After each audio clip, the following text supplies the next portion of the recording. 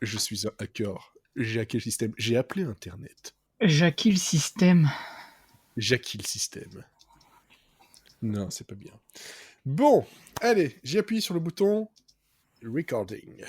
Et donc, ça veut dire que l'on enregistre l'épisode 5 de la saison 6 de Monsieur Seri and Friends.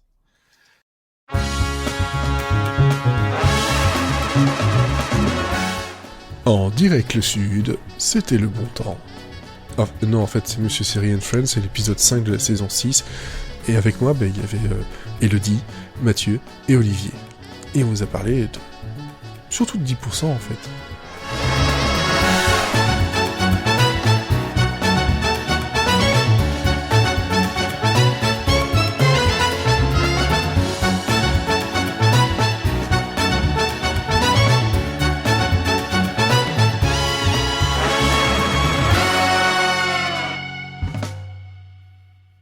Putain. je vais me faire toute la saison 6 et on va me dire je reviens pas. Et puis quand on aura fait la saison 7, je reviens pas toujours. Moi, j'ai déjà une question. Tu as appuyé sur recording avant ou après qu'on parle de Jackie? Je sais plus. C'est triste. Je pense que c'est juste au moment où on parlait de Jackie. Et Michel? Oh, comme tu veux, ça c'est toi qui décides. Non, c'est politiquement ce n'est pas correct et ils ont des problèmes et il faut qu'ils les règlent. J'étais pas au courant, merde. Vraiment. On va les laisser. Si, c'est sale. C'est très sale. Ça pourrait être sale, Jackie et Michel. Est-ce que c'est... Ah ouais, mais là, c'est... On n'en attendait pas moins d'eux. Sans vouloir... c'est sale devant et derrière. C'est aussi sale que l'extrait de l'épisode de la saison 5 que j'ai retrouvé sur Facebook ce matin. Avec Cécile et Mathieu déjà. Bref, déjà Mathieu, on t'a entendu. On a aussi Elodie, j'essaie de ne pas dire ce qui était écrit. Bonsoir. Et on a Olivier qui... Je pense qu'Olivier, c'est le premier Monsieur Seri and Friends de cette saison. Et tout à fait. Et oh là là.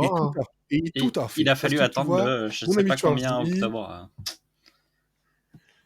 On est le 26 octobre. 2 mois.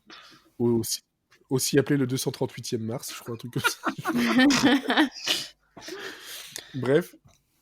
Alors, Monsieur Seri and Friends, on va vous parler d'actualité, bien entendu. Ça, vous commencez à avoir l'habitude. Voilà. Et si c'est pas le cas, sachez qu'on va vous parler d'actualité. On va aussi parler de nos recommandations. Et si on a un peu le temps, parce que vu le programme chargé, on fera un petit mot sur des séries feel good.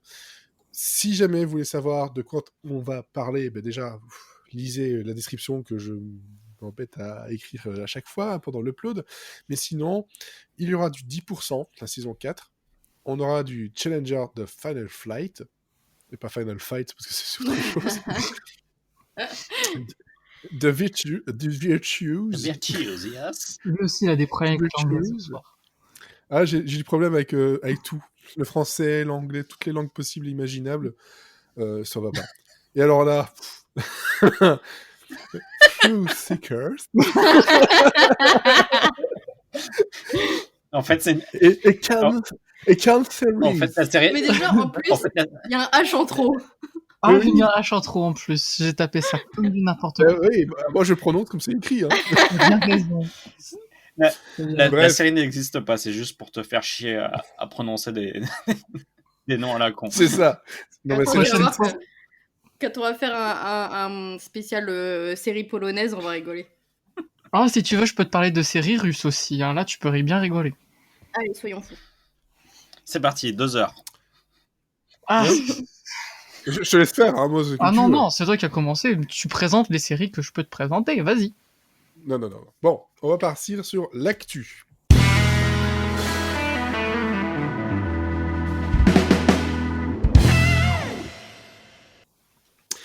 Et c'est Elodie, notre brique adorée, ouais.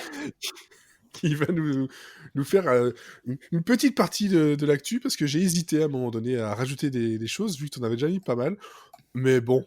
Finalement, ça t'a pas arrêté, quoi. Et ça n'a pas arrêté Mathieu non plus. Ouais, moi, ça m'a arrêté. Je suis arrivé, j'ai dit, bon, ça devrait aller. On devrait tenir une bonne grosse demi-heure. Ouais. Ils sont larges. Large. Ouais, ma première actu, c'est Spectrum qui a commandé une nouvelle série originale qui s'appellera The Second Wave. Ça sera en 6 épisodes sur le thème de la pandémie. Quelle originalité! Ça vient de Robert et Michel King, les créateurs de The Good Fight et Evil plus récemment. Au cast, on retrouvera Audra McDonald de The Good Fight, Taylor Schilling de Orange is the New Black et Steven Pasquale de The Comedy Rule. Et c'est produit par Spectrum et par CBS Studios, parce que l'un va avec l'autre. De quoi ça parle? Alors, j'aime beaucoup parce que je pense que le plot a été écrit un petit peu il y a longtemps. The Second Wave suit une deuxième vague inattendue et mortelle de l'épidémie de coronavirus à New York. On suit alors 2 voisines, Rachel et Lily, alors qu'elles vivent en quarantaine à New York. Alors que Rachel jongle avec ses nombreux clients de télémédecine ainsi qu'un mariage fragile et sans passion, Lily essaie juste de convaincre sa clientèle de Wall Street que ses compétences très spécifiques sont toujours aussi précieuses en vidéo qu'en personne. Et lorsqu'une deuxième vague inattendue et mortelle du virus arrive, nous suivons ces 2 femmes alors qu'elles font face à des temps sans précédent, tout en jonglant avec leur carrière, leurs proches et peut-être la fin du monde. Eh ben, c'est joyeux tout ça. C'est profond. Alors qu'au départ, je pensais que c'était un truc avec soit Demi Moore ou Demi Lovato, hein, parce que ce serait un pandémie. Et même pas. Non. Même pas. Mais je veux dire, quel est l'intérêt d'annuler LA's Finest pour nous servir ça, quoi? Franchement. Oui, mais il y a les Kings derrière, donc on est content. Ouais, on en a jamais assez des Kings. Oh, si, Ouais. Moi, j'en ai jamais assez, moi. Je pense qu'ils. Ah, merci. Ouais, mais bon, vu le sujet. Ouais, mais justement, ils vont apporter. Ils ont toujours une vision un peu décalée du truc. Ils font jamais les choses comme tout le monde le fait, donc ça peut être intéressant. Ils nous ont sorti un truc sur une policière, un prêtre et un mec qui faisait de la maçonnerie, et c'était incroyable. Donc écoutez, pourquoi pas. Oui, mais bon, eux, ils font des séries à partir d'une blague. C'est un prêtre, un flic et un maçon qui rentre dans un bar. Ça se trouve, c'est ça. Franchement. Non, mais ça, c'est ma façon d'écrire. Ah oui, mais eux, je pense qu'ils sont comme ça aussi. Mais j'ai pas le talent. Eux, un jour, ils devaient parler de Trump et ils ont dû se dire, ah bah, il y a sûrement une bestiole qui lui est rentrée dans le cerveau. Ils se sont dit, oh tiens, on a qu'à en faire une série, quoi. C'était trop bien. Et c'était trop bien. C'est clair. Ouais.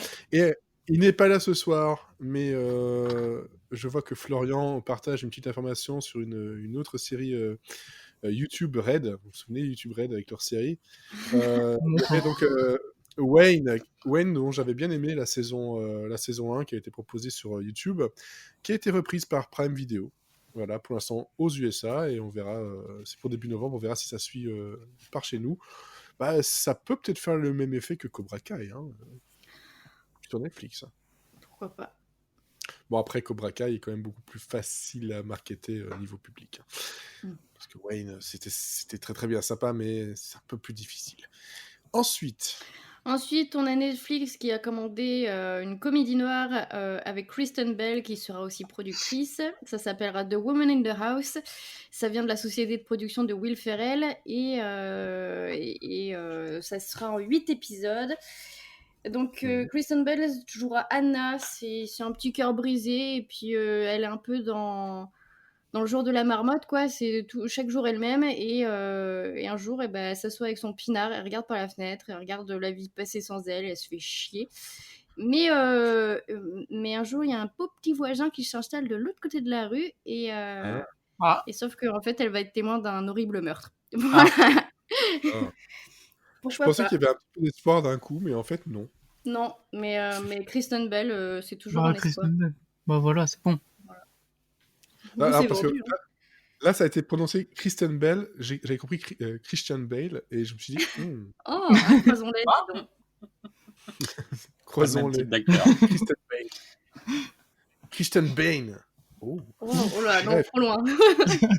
On va trop loin. Mais là, d'ailleurs, ils vont trop loin aussi, mais bon, bref. Ouais, Disney+ commande une adaptation, enfin une suite en série du film Willow.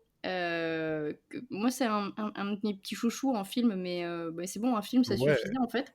Et il a quel âge le film? Il a une trentaine d'années. Bah oui, facile. Au moins, ouais, il est pas tout neuf. Voire 40. Voilà. Ouais, ça faisait un petit moment que le film avait été annoncé en développement, ça faisait 18 mois, bon, voilà. Ça Ça traîne pue. comme ça, c'est jamais bon. Le pilote sera réalisé par John M. Chu, qui est le réalisateur de Crazy Rich Asians, et le tournage devrait commencer l'année prochaine, normalement, peut-être, on sait jamais. 32 ans. Voilà, on n'a pas trop de 32 détails sur de quoi ça parlera. C'était pas très français ce que je viens de dire, mais c'est pas grave. En gros, Non. ça sera la suite du film. Voilà. Et le tournage se fera au Pays de Galles comme le film, donc voilà quoi. Ok. Ouais, bah, franchement, enfin, le film, oui, j'en ai une bonne, enfin, j'en ai un bon souvenir par rapport à mon enfance. Je sais pas si je le voyais maintenant, ça passerait autant, j'en Alors sais non, ça rien. a très mal vieilli, mais comme le J'en film pour doute. les gamins, c'est super. Voilà, je me doute bien, mais je vois pas l'intérêt en Aucun, série. mais en même temps, Bah Disney+, non, c'est bon, il a ils ont livré rien. le bébé, quoi. D'autant plus que s'il reprend son rôle, Non, mais enfin, je sais le pas. problème, c'est que Disney+, ils ont rien et qu'il faut qu'ils fassent des choses. Et comme ils n'ont pas aucune idée, bah, ils font ce qui a marché il y a 30 ans. Et Ouais. voilà, quoi. Donc, Ouais. C'est un peu dommage, c'est même très très dommage. Bon, c'est pas grave, on va passer à la suite avec une autre chaîne qui commande des choses. Ouais, HBO a commandé 6 épisodes pour The White Lotus. Le tournage devrait commencer ce mois-ci à Hawaï. C'est créé, produit, scénarisé, réalisé par Mike White, qui avait fait Enlightened. Et en fait, la série elle se déroule dans un sorte de Center Park tropical hyper exclu et pour les bourgeois, quoi. Et en fait, on va suivre les clients et les employés sur une semaine. Et donc, en gros, je pense qu'il va y avoir full masse de casting, que ça va tourner, quoi. Et peut-être plus entre la sitcom et la série à sketch, je pense, voilà. D'accord. Pourquoi pas. Il y aura Connie Britton dedans, donc voilà. Et c'est pas du tout une série sur le PQ, par contre.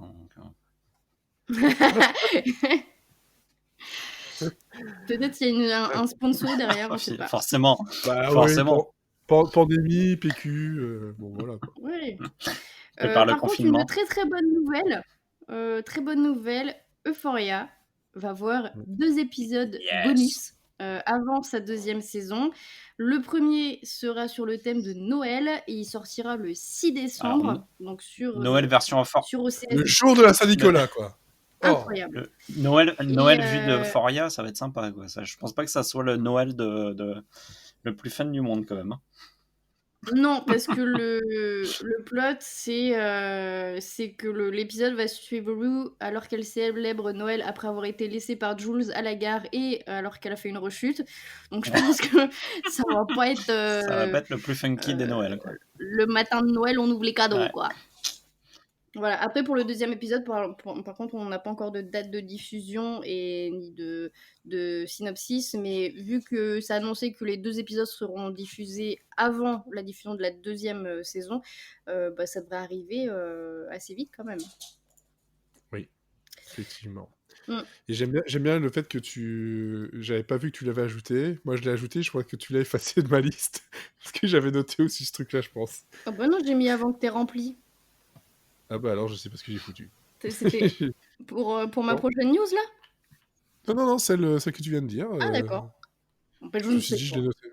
Ouais, j'ai dû faire de la Le merde. retour du fantôme. Bah, parlant de fantômes, Ah merci. Autre adaptation assez pourquoi I Know What You Did Last Summer aura une adaptation sur Amazon. Ah non. Voilà, le slasher de 97 est de retour. Oh yeah. Je sais pas, je pense qu'ils ont pris toutes les chaînes, tous les trucs tous les streamers, ils ont pris le catalogue des droits qu'ils avaient dans le fond du placard, ils ont dit hey, on peut peut-être en faire quelque chose. Voilà, donc pour ceux qui n'ont pas vu le film, en faut gros, le voir. Déjà. C'est tellement drôle. Oh oui. Déjà, tous les slashers sont extrêmement drôles quand ils sont réussis. Et que dire de plus que c'est le même principe que tous les slashers. On va avoir un groupe d'ados qui est traqué par un tueur et ils vont tous mourir les uns après les autres. Voilà, c'est un peu le principe. Après, je dis pourquoi pas. Hein. Oui. Par contre, c'est moi ou Olivier, t'as fait une blague sur le nom de la série. Ah non, je sais pas. Je J'ai fais des blagues sans le savoir. j'ai cru que... Ouais, parce que j'ai compris Anna, what you did last summer. C'est qui Anna? C'est pas... Je te jure, j'ai Ah cru non, c'est pas moi entendre du tout. Anna. C'est Anna, what did you do last summer? What you did. Et pendant ce temps-là, on a perdu Mathieu, qui apparemment parle, et on l'entend Oui, pas. là, je suis là. Non, je suis là, mais c'est moi qui vous entends mal. Mais c'est bon. Moi, je vais me débrouiller, vous inquiétez pas. Bon, on te fera des D'accord. sinon. Move on, c'est Ouais. bon. Voilà, regarde, je lève la main. Ça sert à rien, là, tout de suite, ça sert à rien. Allez, et tant qu'on y est dans les tueurs, Ouais, dernière news de mon côté, c'est Dexter qui reviendra pour une saison sur Showtime. Ça reviendra avec forcément Michael C. Hall qui reprendra le rôle du personnage principal, forcément. Ce sera une saison de 10 épisodes qui devrait être tournée début d'année prochaine et pour une diffusion à l'automne. Mais bon, hein, les dates, franchement, maintenant, hein, si on peut plus faire confiance à personne, bref. Par contre, on sait pas. Alors, je veux pas spoiler parce que peut-être il y a des gens qui n'ont pas vu Dexter. Mais la question était de comment enchaîner la fin de la série avec cette nouvelle saison parce que quand même, enfin, ça coule pas de source. Donc, on verra. De toute façon, moi, j'ai jamais regardé Dexter, et donc je regarderai. je crois que j'ai vu passer qu'ils ont dit clairement que le but, c'était C'est d'effacer ça, la fin exactement. Ugh, et de faire autre en chose. gros, négationnisme. en gros, le showrunner historique de la série a accepté de revenir pour faire une saison pour effacer un peu ce qui avait été fait sans lui et qui lui convenait pas du tout et qui convenait à pas grand monde en fait. Et donc il veut essayer de faire une vraie fin à sa série. Je suis pas sûr que ce soit une très bonne idée, mais bon, je peux comprendre que lui, il a envie de finir le travail et plus correctement que ce qui a été fait, parce que la dernière saison de Dexter a été quand même pitoyable. Moi, ce que Ouais. j'en dis, c'est le passé, darling, ça parasite le présent. D'accord. Mais je suis... Bah, voilà. traduis-le en anglais et Bon. envoie-lui un tweet, hein, parce que... Ouais, c'est ça. Je fais ça tout de suite. Alors, de mon côté, j'ai noté que Mindhunter sur Netflix était plus que probablement Ouais. fini. En tout cas, c'est David Fincher qui le dit, que globalement, c'est pas dans ses projets, en gros, dans un futur en gros, proche. il dit que la série coûte très très très très très très cher et que l'audience est pas suffisante pour le prix que ça coûte, quoi. Donc plus ses envies de faire autre chose, c'est vrai que là ça sent un peu le. En gros, il a pas Mais il a déjà, pas à la enterré base, le truc, mais il a dit très clairement que il y avait beaucoup de conditions pour qu'il y ait une saison 3 et ces conditions elles sont quasiment ouais, infaisables, quoi. Donc, c'est ça. Il a vaguement dit un truc. Je pense que c'était plus une blague, peut-être dans 5 ans. oui. Histoire Bah, de en ficher même mal la temps, paix pour l'instant, on a quoi. attendu pas mal de temps entre les deux premières saisons, donc pourquoi pas, hein. Enfin, Ouais. le jour où ça va le péter de faire une saison 3, il va la faire, et puis voilà. Mais bon, c'est sûr que on n'a pas les chiffres, on connaît pas, est-ce qu'ils sont bons, pas bons par rapport à une autre série, on n'en sait rien. Bon, sûrement pas suffisamment par rapport à la rentabilité, hein, on va Par dire rapport à la Casa de del ça. Papel, par exemple, beaucoup moins, à mon avis. Ouais, sans doute. Bon, en même temps, ça coûte pas très cher de faire cette série. Euh, et de toute façon, Fincher, en ce moment, c'est plein d'idées de C'est ça, films, plein je de pense petits qu'il a trucs autre sur le chose côté. il a autre chose à penser, et voilà, et il va faire autre chose, et puis si un jour il a envie de revenir dessus, il va revenir dessus, quoi. Ouais, ou peut-être que finalement quelqu'un va le reprendre derrière et aussi, enfin la série, hein, mais On y je me suis entendu, revient. La boucle est bouclée. je me suis entendu le dire, hein, donc c'est affreux. Mais bon, un peu comme, c'est vrai que, enfin, il avait fait que, est-ce qu'il avait produit jusqu'au bout House of Cards? Je sais Je pas. sais pas. Je sais plus, mais j'ai l'impression que c'était pas le cas, que ça a été repris. Il n'était pas non plus seul dessus de toute façon. Là, c'est vrai que c'était un peu plus son bébé, quoi, mais peut-être que, ouais, effectivement, ça peut être repris. Sinon, aussi, qu'est-ce que j'ai noté? J'ai noté, alors là, par contre, personne n'a demandé, mais par contre, ça paraît logique. Donc il y a un projet de série de la famille Adams, en tout cas voilà, une suite de famille Adams, qui serait donc sur la planche à travailler, hein, comme on dit, de Tim Burton, en tant que producteur exécutif. Et ben moi, j'attends de voir. Le truc, c'est que on me dit famille Adams, Tim Burton, je me dis, ça me paraît pas déconnant. Ouais, ça paraît évident. Bah non. Mais après, Burton, ça voilà. fait des années qu'il se Ouais. parodie. Et puis ça fait des années surtout on a l'impression qu'il a juste envie de cachetonner et qu'il s'en fout de ce qu'il fait. Donc, est-ce que si c'est une adaptation personnelle, bah ouais, ça va être bien. Enfin, ça va être intéressant. Si c'est juste pour cachetonner, faire son truc pour la plateforme, là, ça peut être catastrophique. Voilà. Quand on voit l'adaptation de la famille Adams qui a été fait en film, en animé, il y a pas Oh longtemps, qui là. était catastrophique. Moi, j'ai peur que ça. Alors que les visuels étaient cool. J'ai peur que ça ressemble plus à ça qu'à du vrai Tim Burton, quoi. En fait, il faut y croire. Est-ce que le vrai Tim Burton n'est pas mort depuis déjà 10-15 ans? Moi, honnêtement, c'est sa dernière chance, en fait. Pour moi, ça fait des années que je continue à aller voir ces films et que je suis toujours aussi effaré par le peu de contenu, le peu d'inventivité qu'il y a dans ces films. Et pourtant, Dieu sait que c'est un mec que j'adore. Mais et là, le problème, c'est qu'il s'attaque à quelque chose de la famille Adams. C'est un truc, c'est mythique pour moi, quoi. Donc s'il loupe ça, c'est fini, quoi. C'est fini. Moi, globalement, pour moi, il est fini depuis Alice au Pays des Merveilles. Donc. Oh, même avant, attends. Ouais, c'était lequel là avec truc vampire merde. C'était après Alissa. Dark Shadows. Ouais. Ah, Dark Shadows, c'était une purge. Ouais, c'est le dernier que j'ai été voir au cinéma. De toute façon, moi, le dernier, c'était Alice au Pays des Merveilles. Et sachant que l'histoire, moi, déjà, de base, j'en suis extrêmement fan, j'ai trouvé qu'il avait dénaturé tout le truc. Et puis surtout, il a un gros problème. Hein. Et son gros problème, il s'appelle Johnny Depp, quoi. Ouais. Non, mais il faut couper le cordon. Puis c'est bon, là, il l'a à peu près coupé, je pense. Ouais, après, il est reparti sur Eva Green. On aime bien Eva Green. Après, bon, faut se renouveler, quoi, petit. Moi, je t'aime beaucoup. Non, moi, je pense qu'effectivement, il est rentré dans des schémas où le problème, c'est qu'il sait plus faire un film personnel, quoi. Et son dernier film personnel, c'était Frankenweenie, qui était une réadaptation en long métrage d'un de ses courts métrages. Et c'était pas extraordinaire. Bah, il y avait quelques trucs bien quand même. Moi, j'ai trouvé ça très touchant. C'était quand même pas mal.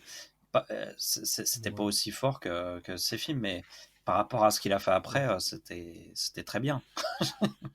Eh ben oui. On n'aura plus jamais Beetlejuice de toute façon. On n'aura plus jamais Edouard Romain Argent. Big Fish, c'est Big Fish. En fait, tout dépend. Encore une fois, tout dépend de la liberté qu'il va avoir sur ce projet-là, et tout dépend de ce qui lui reste de poésie et de créativité en lui, quoi. C'est vraiment c'est un point d'interrogation. Et puis si ça tombe de toute façon, dans quelques mois, on va apprendre qu'en fait le projet il est mort parce que voilà. Parce que Tim Burton est mort. Oh, putain. Ça serait violent, là. Ça serait violent quand même. On sait pas, avec le Covid, on est tous en sursis. Hein. Ouais. On l'était pas déjà avant. De toute façon, quand tu nais, globalement, tu sursis. Globalement. Alors, c'est super joyeux ce qu'on est en train de raconter. Allez, enchaînons pour Flashdance. Un enchaînement. Allez, enchaînement. Mais Flashdance, pour moi, bon, le film, j'aime beaucoup. J'adore Flashdance. Une série sur CBS All Access. Non mais ça s'appelle vous vous rendez compte qu'on vient de parler de un revival de Dexter, de la famille Adams et de Flashdance, quoi. Tu vois, en quelle année on est? Ça va plus.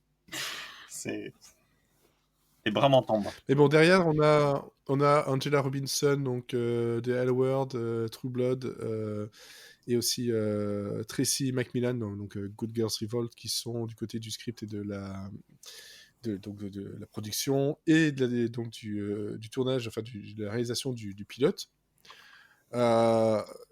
c'est tout ce que l'on sait de toute façon. On va repartir sur la base de cette femme qui travaille dans une sidérurgie, qui adore la danse et toutes les musiques étaient très cool en 1983 et qui son rêve c'est d'être vraiment une danseuse professionnelle. Mais qu'est-ce qu'on pourrait avoir sur le long terme est-ce qu'on pourrait avoir une comédienne de la trempe de Bill, je sais pas, de Jennifer Bill, donc je sais pas. J'ai le film tellement marqué et musicalement que ça me paraît bizarre. Après, si quelqu'un ne l'a jamais vu, peut-être que en fait ça passera comme toute autre série musicale et de danse, quoi. Mais ouais, j'ai vu ça Ça me passer. paraît Et casse-gueule, bon, j'aime quand bien le même. film, je l'ai noté, quoi. Ça me paraît un peu casse-gueule, mais pas impossible. Pas impossible. Alors, ensuite, qu'est-ce qu'on avait aussi? Je perds mon Trello. Kibi, c'est fini. On enterre, C'est allez, on va fini. jusqu'au fond de la thématique de la mort. C'est parti. Ouais, j'aurais dû mettre dans l'autre sens, en fait. Toi, le Kibi, c'est fini. Bon, voilà, le service de streaming C'est qui étonnant. était moribond, en cours, etc., qui n'a pas appris des erreurs de Black Pills, est mort. Voilà. Donc voilà, ça c'est fait. Rien d'autre à dire. Il voulait concurrencer S'il est mort, Netflix, donc on voit ce qui arrive aux gens qui veulent concurrencer Netflix. C'est ça. Alors, on a aussi, par contre, quand on est dans les remakes, etc., et les trucs qui vont chercher très très loin, Smokey and the Bandit en projet télé. Mais alors, pourquoi je l'ai noté? Parce que Smokey and the Bandit, bon, déjà, le film en soi avec Burt Reynolds est quand même très très ouais, je l'ai cool, pas vu, ça. avec Burt Reynolds et Jerry Reed. Ah, franchement, c'est très cool. C'est comment Je ça s'appelle note. encore? C'est quoi après moi, shérif? Je crois. Je sais plus. Il était sur Netflix pendant un moment. Niveau musical, c'est très très cool. Et pour l'histoire, voilà, c'est quelque chose que j'aime bien. C'est Cours après moi, shérif en français, donc Smokey and the Bandit. Et à Sally Field aussi, comme ça, c'est pour rajouter pour toi, Olivier. Bien. Mais je l'ai noté pourquoi? Parce que, en fait, le producteur exécutif, c'est Seth MacFarlane. Yes. Et alors là, Et là, ça donne envie, là, tout d'un MacFarlane, coup. j'aime beaucoup. Et là, je me suis dit, pourquoi pas? Donc, on n'en sait pas plus pour l'instant, si ce n'est que c'est pour NBC, en tout cas du côté Universal. Et c'est tout. On a, je pense, des gens qui ont travaillé sur Pineapple Express qui sont à l'écriture et à la réalisation. Qu'est-ce que ça pourrait donner? On n'en sait absolument rien, si ce n'est que ça peut être un truc très fun, vu le matériel de base. Tout simplement. De la bonne musique, des trucs fun, de l'humour, de l'action. Un truc, un truc très très cool, surtout pour rappel, le scénario du film, enfin le pitch du film de base, c'est qu'en fait, il devait essayer de transporter de façon illégale 400 caisses de bière je crois que c'est un endroit au Mexique vers Atlanta. Et donc tout ça en essayant de ne pas se faire choper justement par le Texas. Donc là, c'est quand même... Moi, je pense que c'est un truc qui peut être très fun, mais qu'on verra sans doute jamais à l'écran. Parce que, non, mais il y a aussi le truc, c'est que c'est beau d'avoir des projets, mais il faut pouvoir les tourner. C'est ça. Et en ce moment, c'est pas trop Aux facile. États-Unis, il n'y a plus de virus. Alors, ouais. Jusqu'au novembre, il est toujours là, le virus. Ensuite, pour les retours à la télé, janvier sera le retour des séries Fox pour 911, 911 Star, Prodigal Son et The Resident qui arriveront donc tout début du mois de 2021. Et pour l'instant, en tout cas. Pour l'instant, c'est la nouvelle date qu'ils ont obtenue. On verra si ça reste confirmé. Et je termine par une annulation avec Away, qui est annulé. Voilà. Après une saison, comme disait Elodie sur Twitter, je vais arrêter de dire que j'aime les séries sur le podcast de Série Friends parce qu'une semaine après, pile, c'était annulé. Ouais. Bah, c'est pour ça que là, j'ai pris une série finie, hein, parce qu'au moins comme ça, je prends pas de risque. Ouais, c'est clair. Et comme je disais hors antenne, quand ils ont appris la nouvelle, ils se sont dit « Ah ouais !» Voilà. Si vous saviez. Quelle blague. On l'a attendu, cette blague. Hein. Pendant 2 secondes, je me suis dit, j'arriverai jamais à la placer. Il l'a fait. Ouais, Et je ça l'ai quand même n'a pas placé. été très subtil, mais. Tu peux arrêter l'épisode là, je pense que t'as accompli ta destinée. Là. Au rire d'Olivier, je me suis dit, il a dû se dire, oh le con, c'est comme ça qu'il l'a fait. J'ai failli te la piquer en fait. J'ai Ah, mais j'ai- t'aurais j'ai pu. failli te faire. T'aurais pu. Quand tu l'as dit, j'ai failli faire ah ouais. Mais là, ça faisait un peu private joke, en fait, heureusement. Mais tu vois, il y a des gens qui mettent les formes, qui mettent des gants pour faire les choses bien, etc. Moi, quand je mets des gants, c'est des gants de boxe. Voilà, donc, bah, bref. Ah ouais. Eh ouais. Bref, Mathieu, toi, tu as noté quoi au niveau news? Alors, je vais vous faire votre petit agenda rapidement. His Dark Materials revient le 16 novembre sur HBO et BBC. Et en plus, il y a Andrew Scott qui, on l'a déjà dit, rejoint le casting. Donc, que demande le peuple? Ensuite, Shameless, la saison 11, qui sera aussi la dernière, ça revient le 6 décembre sur Showtime. Pennyworth, qui raconte la jeunesse de Alfred de Batman, que Elodie aime beaucoup, ça revient le Ouais, c'était 13. pas mal. J'aime bien, c'est son nom, c'est Alfred de Batman. Non, non, c'est c'est Pennyworth, du coup. Alfred de C'est sous-entendu. c'est Alfred de Batman que Elodie aime beaucoup. C'est ça son nom complet. Très long comme nom, quand même. C'est le sous-titre de la série, faut suivre. Bon bah, en gros, ça revient le 13 sur Epic, mais ça repart le 20. Epic, c'est Ouais. pour les grammes. Epix, pas épique. Epic, c'est pour les Oh, jeux. ça suffit, oui, de critiquer tout le temps. Bon, je vais y arriver. Ça revient le 13, mais ça repart le 20, parce qu'ils ont tourné que 2 épisodes, donc il y aura 2 épisodes en attendant. Et le reste, ça sera pour 2021. Donc Ça repart le 20. le 13 décembre, hein, bien sûr. Et enfin, Sabrina l'apprentie sorcière. Le 32. Pardon. Ah, ça suffit, oui. Je vais te laisser présenter mes news, elles sont toutes notées sinon. Hein. Le 26 Thermidor. Bon, un peu de respect pour les mourants, comme Sabrina, qui revient Ah, pour putain. sa dernière partie, car elle a été annulée par Netflix, Ouais. le 31 décembre pour les 8 derniers épisodes. C'est Voilà, une longue agonie, je suis arrivé. quand même, pour Sabrina. Ouais. J'ai arrêté, moi. J'en peux plus. Ensuite, Staged, dont Monsieur Seri vous en a parlé il y a quelques numéros et qui était très bien avec David Tennant et ben ça reviendra pour une saison 2 et j'ai envie de dire oui, trop bien, mais ça veut dire qu'on va être encore reconfiné. Donc ça me fait un peu peur. Non, non. C'est la question que je me pose. Et, En fait, c'est le double effet. C'est genre, yeah, non. Pourquoi? Ils ont déjà prévu le coup? Non. Et la série qui était diffusée, si je me rappelle bien, sur HBO et du coup sur OCS en France, The Outsider, reviendra finalement pour une saison 2, alors qu'elle était prévue pour être une mini-série.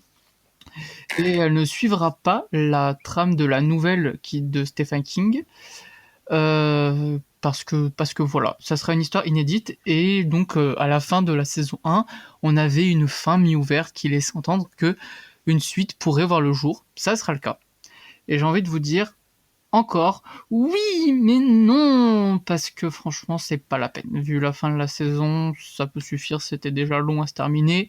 On aurait pu s'arrêter là, donc ça sera sûrement sans moi. Après moi, un projet qui me fait de l'œil, ça s'appellera The Son. Donc le fils pour les francophones. Épisode. Pour les Québécois. Attendez, Monsieur Seri n'arrive pas à faire l'anglais aujourd'hui. Je suis arrivé cette semaine. T'es sûr que c'est pas, Pour t'es sûr que c'est pas le soleil? Oh, c'est pas sûr. Oh, je me tâte. Je ne m'avance pas plus. Bon, alors, il y aura au moins un épisode qui sera réalisé par Denis Villeneuve et au casting, on retrouvera notamment Jack Gyllenhaal. Non mais là, attends, qu'est-ce que tu veux que je fasse? Là, c'était bon, non? Oui. Ça sera adapté d'une nouvelle de l'auteur norvégien Jon Esbo. Et là, si c'est pas comme ça que ça se dit, je ne parle pas le norvégien. C'est pas ça le problème, c'est Olivier, il m'a tué sur sa vanne. C'est pas le soleil. Son beach, le soleil sur la plage.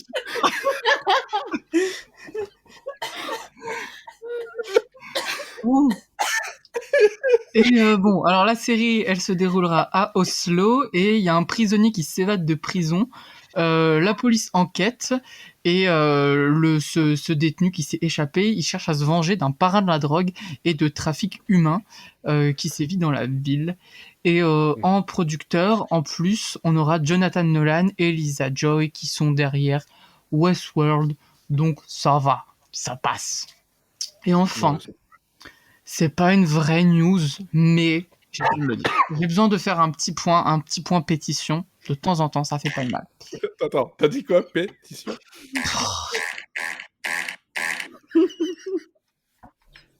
Ah bah voilà. On a arrivé à la blague de paix. Félicitations. Ça fait dire, je pense qu'on peut faire une mise sur ce projet. De quoi? T'as oublié tes cachets avant l'enregistrement. Ça se voit. J'ai même pas vu. Il a même pas vu. On va encore être traité de bébé de show. C'est malin, ça. T'as vu ce que tu nous fais faire? Oh là là. Oh là là. Bon. Eh ben, arrête, en plus, c'est un moment sérieux. C'est un moment solennel, là. Bah non, pas du tout. Je suis en train de dire le truc. Pardon. Parle mieux, s'il te plaît. Parle mieux. Bon. Sauver le soldat one day at a time. Ben, c'est pas mal. Bah, attends. Écoute le titre de ta news. Sauver le soldat one day at a time. Genre, alors, un jour à la fois, on va te sauver, toi. C'est pour ça, moi, j'ai lu comme ça. J'avais pas compris que c'était one day at a time au départ. Je fais, c'est quoi le soldat one day at a time? Un peu d'effort. Bon. Donc Netflix avait annulé One Day at a Time. On a fait des milliers de pétitions pour qu'elle soit sauvée. C'est le cas. Mais entre-temps, qu'est-ce qu'il y a eu? Le bon ami Covid. Et du coup, cet épisode devait encore être tourné. C'est à la poubelle. Et on ne sait pas donc ils seront jamais tournés. Et là, ils se demandent est-ce qu'on va faire une saison 5? Pour savoir, ils ont rediffusé les épisodes sur CBS et ils ont dit regardez parce que si on fait pas d'audience, il y aura pas de saison 5. Et les audiences sont lamentables. Genre vraiment, c'est de la merde, de la mierdasse. Donc ça pue pour One Day at a Time encore. Donc si vous voulez voir One Day at a Time, il faut soit si vous êtes aux États-Unis, regardez sur CBS, c'est peu probable. Sinon retweet, dites que vous aimez bien, etc.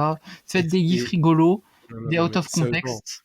Et ça marchait un temps, ça, les retweets, les machins, S'il etc. vous plaît, on sait jamais.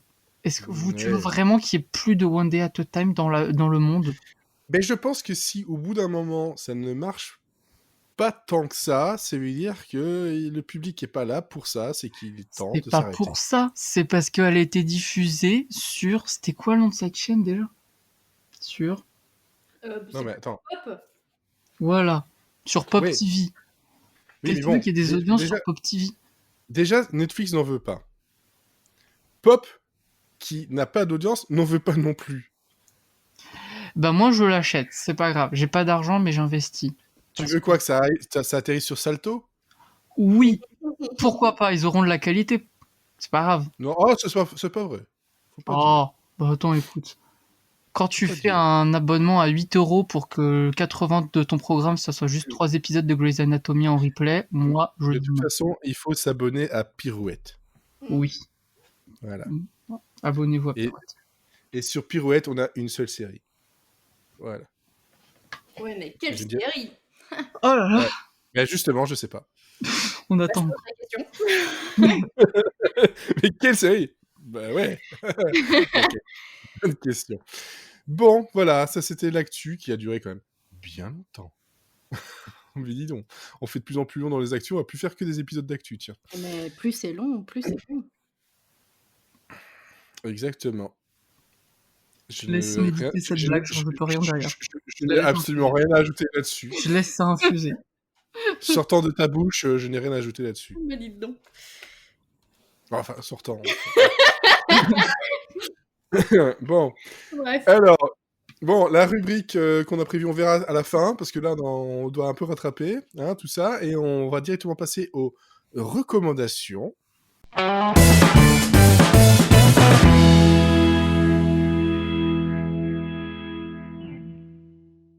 parce que je pense que là, pour tout le monde, ce sont des recommandations.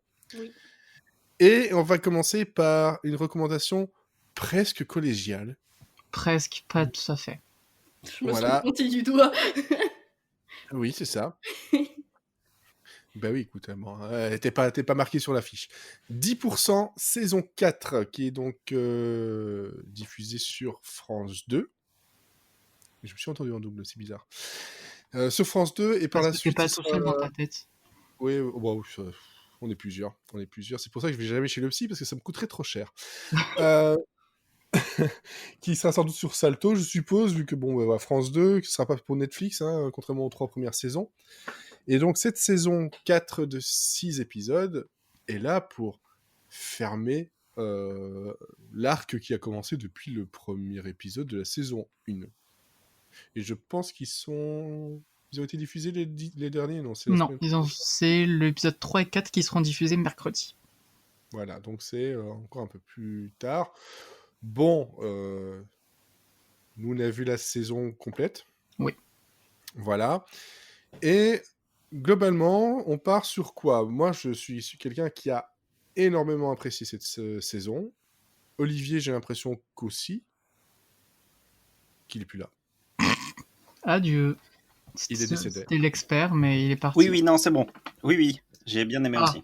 Il était parti faire pipi. Voilà. Non, j'avais coupé mon micro. Mais il est de nouveau opérationnel. Bon. Voilà. Et donc, toi, tu es du côté que tu as beaucoup apprécié la saison. Oui. La série, mais avec la saison. avec quelques bémols, mais globalement, j'ai bien aimé, ouais. Et toi, Mathieu? Ouais. Ah bon? Ouais. Ah bon? Ouais. D'accord. Bon, alors, on va partir donc sur la saison 4. C'est le moment où c'est une catastrophe. Je sais pas, est-ce que c'est un spoil ou pas? Bouchez-vous les oreilles pendant 30 secondes et arrêtez de nous Si on embêter. veut résumer. Ouais.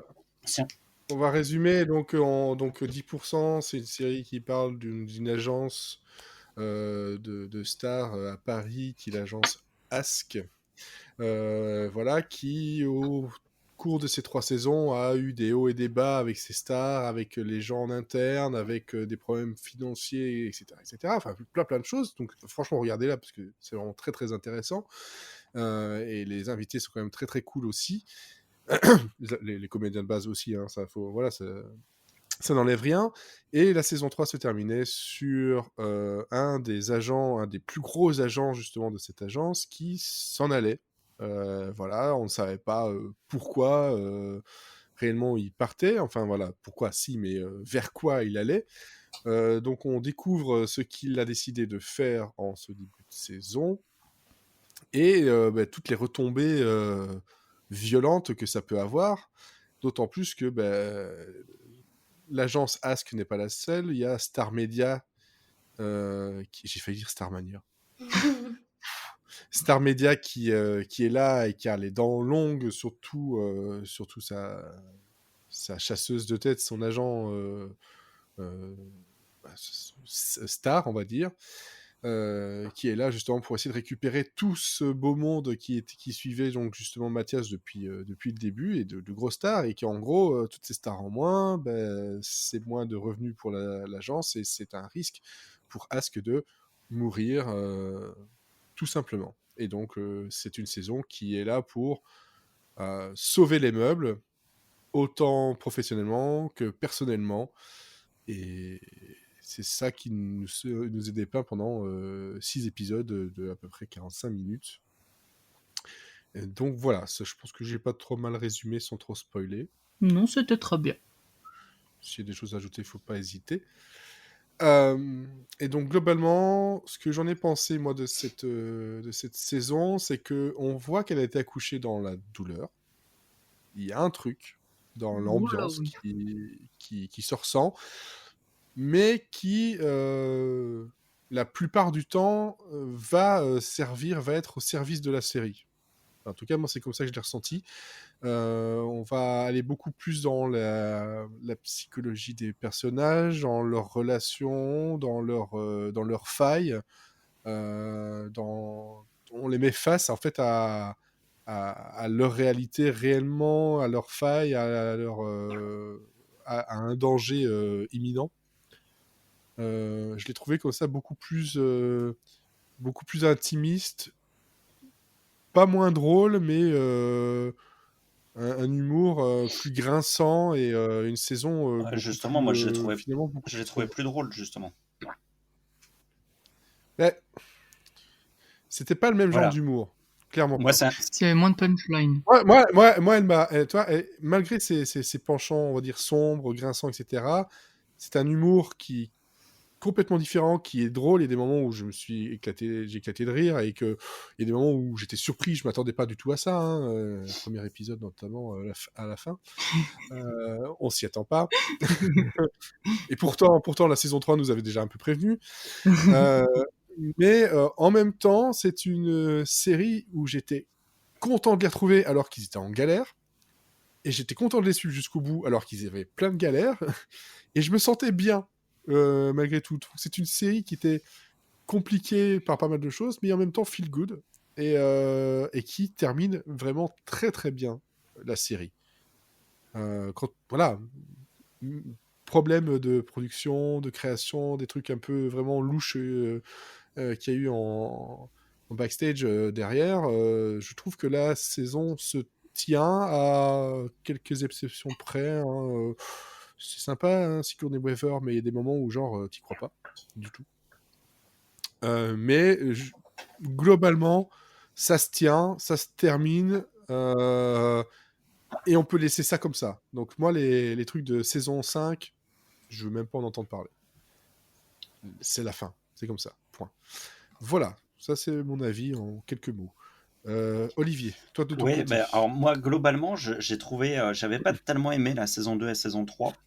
Donc, j'étais un peu resté sur ma faim. Je trouvais que c'était trop de l'humour de situation avec des retournements de situation, des situations rocambolesques. Enfin, c'est pas tellement Un peu théâtral vaudeville, exactement. quoi. Et c'est totalement ce que j'aime Ouais. pas. Donc, je Ouais. m'étais un peu fait chier. Et là, je trouve que l'apport à l'écriture qu'ont amené les nouveaux scénaristes a redonné un coup de jeune à la série. Et surtout à évacuer tout ce côté théâtral et, euh, et rocambolesque pour aller vers quelque chose de plus, comme tu l'as dit, plus intime, mais en même temps je trouve que c'est, en termes de comédie, c'est extrêmement bien écrit, quoi. Il y a des vrais punchlines, il y a des vrais, il y a, Mais beaucoup plus sériel. ouais, Alors qu'au départ, ça l'était déjà un peu, mais... Ouais. mais globalement, enfin, après, je l'ai vu dans un contexte un peu différent parce que je l'ai vu en salle, dans une salle de cinéma avec du Ouais. public. Donc forcément, il y a un effet de groupe, il y a un truc qui fait que, en plus, j'ai vu toute la saison d'un coup, donc qui fait que tout d'un coup, les gens Ouais. réagissent et puis ça amène forcément une interaction. Mais, Mhm. globalement, je me suis vraiment marré devant la série, devant la saison, alors que jusqu'à maintenant, en fait, devant cette série, je regardais un peu d'un œil. Je trouvais ça sympa, mais sans plus, quoi. Alors que là, il y a vraiment des moments où j'ai rigolé. Dans la salle, ça applaudissait. Mhm. Et je trouve qu'en fait, la force de cette saison-là, c'est d'avoir mis en avant deux personnages féminins que sont Camille Cotin et Laure Calamy. Et d'avoir. Ouais. Parce que pour moi, Camille Cotin, elle avait besoin d'avoir plus de place dans cette série. Elle est excellente. Elle est vraiment excellente, je trouve. Elle ramène plein de choses. Elle ramène à la fois de l'émotion, à la fois du rire, à la fois de la tension. Et je trouve ça très bien que tout d'un coup, elle se libère de ce carcan qui était cet agent dont tu parlais qui a quitté le... Et tout d'un coup, c'est elle qui est en charge. Et je trouve elle porte superbement bien la série. Et puis Mhm. la révélation comique, même si on savait qu'elle était très forte, mais là je trouve elle est étincelante, c'est Laure Calamy, quoi. Elle est en roue libre, Oh là elle là. est en roue libre totale. Épousez-moi s'il vous Elle, plaît. Elle est incroyable. elle est hyper drôle. Franchement, quasiment à chacune de ses interventions dans la salle, ça applaudissait. Elle est on fire total sur toute cette saison-là. Ouais. Et surtout par rapport aux autres saisons, et surtout la saison 3, elle a son rôle, en gros, c'est genre, j'en ai marre d'être C'est ça. passer pour la C'est cruche. ça, mais je trouve que c'est bien amené parce que c'est pas Ouais, juste tout d'un coup, je suis, elle se elle se réveille, réveille tout d'un coup, je suis super forte, faut me laisser machin. Non, ça se fait, Non, c'est ça progressif. se fait plutôt intelligemment, assez progressivement, naturellement. assez naturellement. Et je trouve que c'est un beau personnage que j'avais pas tellement vu avant en fait. Et qu'il tout d'un coup Non. se révèle parce que tout d'un coup il est bien écrit quoi. Et Et puis surtout, elle n'est plus forcément en binôme tout le temps avec Hervé, par exemple, ouais, c'est entre ça, autres, ouais, quoi. exactement. Qui globalement, comment dire, ça s'annulait un Ouais. peu, quoi. C'était pas transparent, mais ça n'avait pas la même Moi, force. les seuls bémols que j'ai sur cette saison, c'est Mhm. vraiment les 2 derniers épisodes. Alors, comme tu l'as dit, il y a Ouais. celui de Sigourney Weaver où on n'y croit pas une seconde, où tu sens qu'on C'est tellement too c'est much. et C'est puis tellement du too much. coup, en fait, dans les autres épisodes, on est on n'est pas Mhm. beaucoup avec les guests en fait. On est vraiment surtout sur les personnages parce que maintenant les guests ils sont importants mais on aime tellement Pas sans trop. on aime tellement les personnages que ils nous suffisent. Et puis tout d'un coup, dans cet Ouais. épisode-là, c'est que Sigourney Weaver, Sigourney Weaver, Sigourney Weaver, et finalement, on s'en fout un peu quoi. Enfin, Mais elle est très bien elle est très bien, en mais soi. C'est juste que globalement, par rapport à ce qu'on lui fait faire et certaines scènes, je me dis, mais jamais, c'est impossible. En Je suis fait, il y pas a eu du un moment tout donné où d'accord avec vous. et il y a eu un moment, en gros, je suis sorti de ouais, la c'est série, ça, je me suis dit, exactement. merde, Je trouve que ça sort du ton global de cette saison-là. Tout d'un coup, voilà. il y a moins de, il y a moins de trucs drôles, il y a moins de, on sent que tout est Mm. fait pour elle, quoi. Ce que je peux comprendre. Ouais, Mais le problème, c'est que bah ouais, c'est logique. le, le problème, c'est que ça vient casser le truc et que ça vient à un moment stratégique, c'est-à-dire au 5e épisode, donc juste Ah avant ouais. la fin, et que du coup, tout d'un coup, on n'est plus Mm. dans, ça a cassé quelque chose, quoi. Et derrière, il faut renchaîner C'est sur ça. un dernier épisode qui est censé être très fort émotionnellement.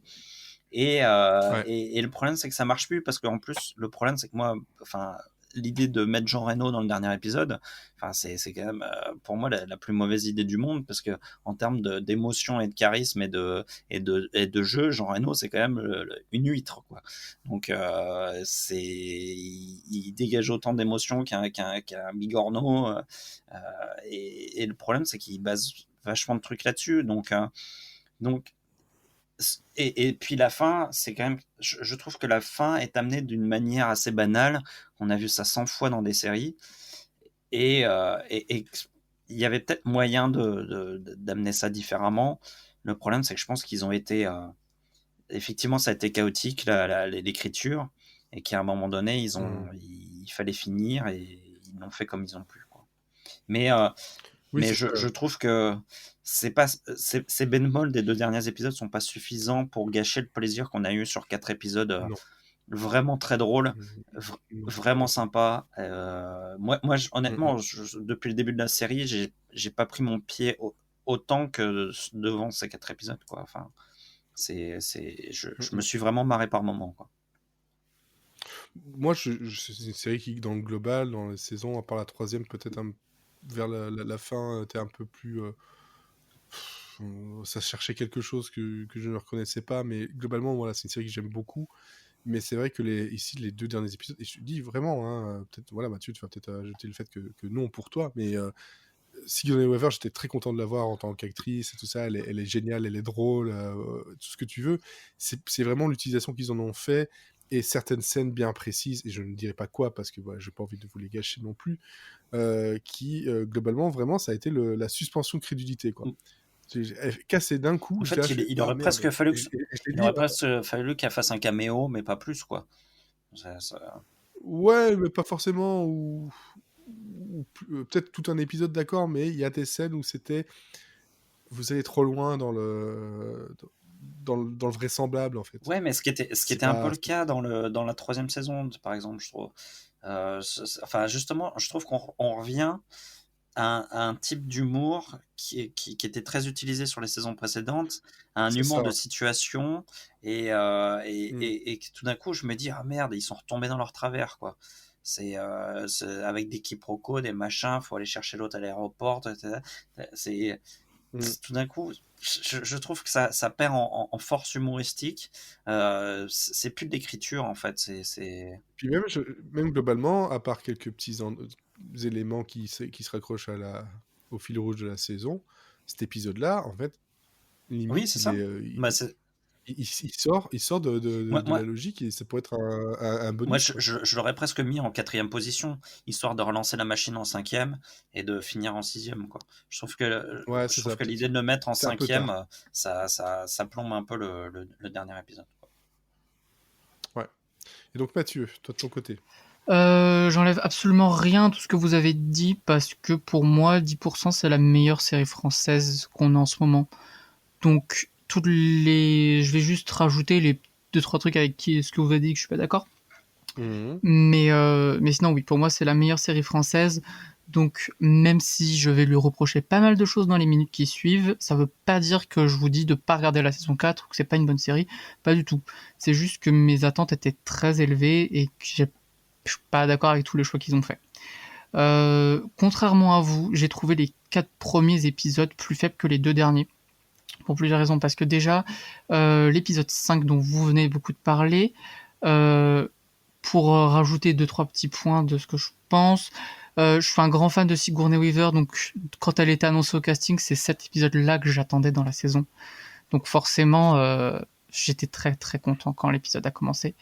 Et puis la fameuse scène dont vous parlez, je vais pas non plus la spoiler, mais ça fait un peu plus d'1 an que je suis dans l'émission, vous savez quel genre de série j'aime. Mhm. Et cette scène-là m'a fait très très plaisir. Je savais qu'elle allait arriver, et c'est des codes qu'on aime ou qu'on n'aime pas. Mais pour les avoir beaucoup étudiés, je trouve qu'ils s'inscrivent bien dans l'épisode. Et, euh, et qu'elle fait un coup de vent frais, personnellement, et que ça m'a fait du bien. C'était vraiment une scène feel good. Et j'ai beaucoup aimé voir ça. Mais je comprends votre point de vue, mais j'adopte l'inverse parce que je trouve que sur l'ensemble de la saison, ils ont eu du mal à faire la balance entre à la fois les intrigues sur ces personnages maintenant qu'on connaît tellement bien et qu'on adore, et les intrigues sur les guests, parce que c'était soit j'étais intéressé par le guest, comme dans l'épisode 5, mais toutes les intrigues autour, ben, elles n'étaient pas très utiles finalement, ou alors j'étais fan des personnages qu'on suit depuis le début, mais du coup les guests m'ont pas tant marqué que ça. Et c'est ça qui me gêne avec les 4 premiers épisodes, c'est que ce sont des bons épisodes de 10% que j'ai beaucoup apprécié. Mais c'était la dernière saison, donc j'avais beaucoup d'attentes, donc j'aurais aimé qu'ils m'apportent vraiment quelque chose de Et plus. moi justement, Et je suis d'accord avec... moi, ce que j'aime, c'est dans les 4 premiers épisodes, c'est qu'en fait, les guests, c'est des guests, ils sont pas l'épisode, Oui, et que tout d'un coup, on voilà. s'est resserré sur les personnages, et moi, c'est ça que j'ai envie de voir, en fait, Mhm. j'ai envie de voir des personnages. Moi, les guests, en fait, ils m'emmerdent, globalement, Oui, oui, je suis je- d'accord avec j'ai, toi. C'est pour ça que quand j'ai dit au début, c'est j'enlève pas ce que vous avez dit, je complète juste. Mais par exemple, c'est ce que je dis, soit on avait un bon épisode avec un invité qui était très intéressant, soit on avait juste le développement des personnages. Et j'ai pas retrouvé le mix entre les deux. Alors bon, maintenant ça fait 4 ans, tu peux dire ils ont compris comment faire, et j'ai l'impression qu'ils ont eu un peu de mal. Et puis aussi pour les intrigues des personnages au cas par cas, même s'il y a des Mhm. moments que j'ai beaucoup aimés, je trouve les intrigues d'Andrea et Mathias sont des redites, parce que j'ai revu les saisons 1 à 3 juste avant, et je m'étais dit mais on a déjà eu ça la saison d'avant, ou alors on a déjà eu ça. Et j'ai l'impression qu'ils ont eu, ils avaient 6 épisodes pour conclure, ils ont voulu relancer la machine et c'était très bien, mais ils ont mis du temps. Et directement après, ils ont dû conclure, et du coup, j'ai été coupé dans mon élan. Ils sont pas allés au bout de ce qu'ils voulaient développer, au bout de ce qu'ils voulaient montrer, parce qu'ils ont dû conclure directement. Donc c'est le plus gros problème que j'ai avec cette saison-là. C'est la construction, parce que j'ai regardé un épisode tous les 3 jours à peu près. Et Mhm. je me suis dit, ah, ils vont partir là-dedans, et puis chaque petite idée n'était pas aboutie au point où je voulais, ou n'était pas complètement terminée. Et c'était pareil pour les études autour, les les petites histoires autour du cinéma. Parce que dans les premières saisons, là où on rendait hommage au cinéma, on le célébrait, mais on le critiquait aussi. Là, la réalité a dépassé la fiction, et du coup, je sais bien que la série a été écrite avant, donc c'est pas un reproche direct ou je vais pas lui en vouloir pour ça. Mais par exemple, l'épisode des Césars faisait un petit peu tâche, ou par exemple l'épisode de Sigourney Weaver que j'ai beaucoup apprécié, qui parle de ce que c'est que d'être une actrice vieillissante et de pas pouvoir être avec un partenaire jeune, où on lui colle un vieux déchet. J'ai trouvé ça très intéressant, mais par exemple, j'aurais collé Arlette à côté dans l'épisode qui vraiment aurait apporté quelque chose, et je comprends pas pourquoi ils ont mis Andrea au centre de cet épisode-là, ça n'avait pas raison d'être. Et voilà, à peu près. Ouais. Par contre... Si, parce qu'en fait, selon moi, le truc que tu dis, voilà, c'est des redites, etc.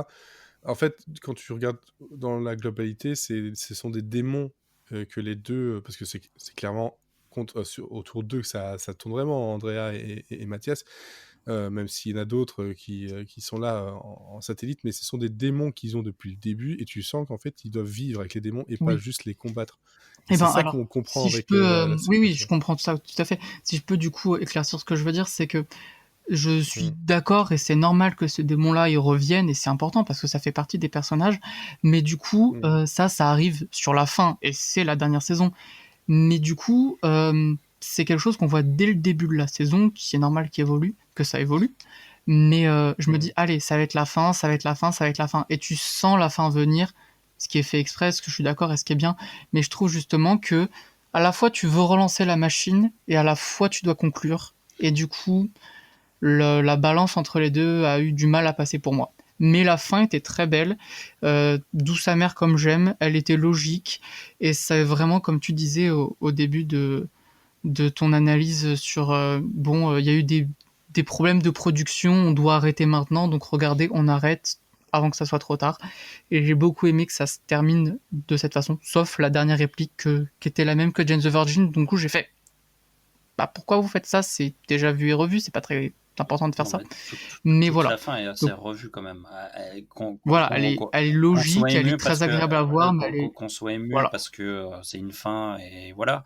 Malgré tout, enfin, j'ai pas envie de spoiler tout, mais tous les éléments de dernière séquence ont été vus dans une série ou une autre. Donc oui, je suis d'accord. Mais moi, je parlais. Ce qui m'a surtout ému, c'est un petit peu avant. Je vais rien spoiler. Un personnage part.